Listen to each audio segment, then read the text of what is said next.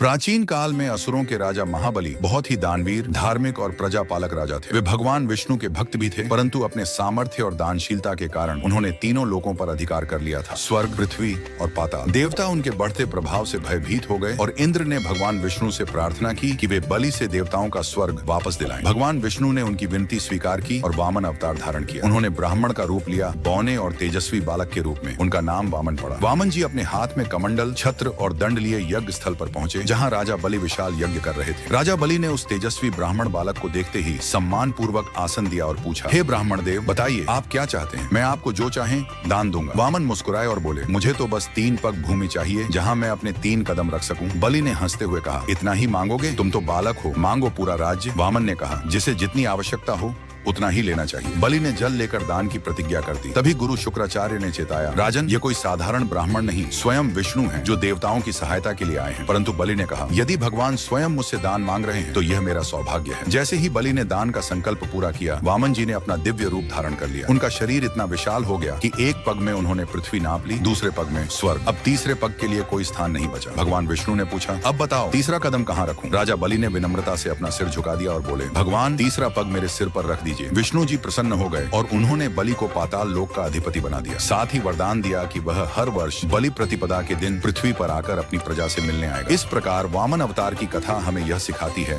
कि असली महानता दान और विनम्रता में है, न कि शक्ति और अहंकार में। भगवान विष्णु ने वामन रूप में यह सिद्ध किया कि धर्म और नम्रता सदा विजयी होती है।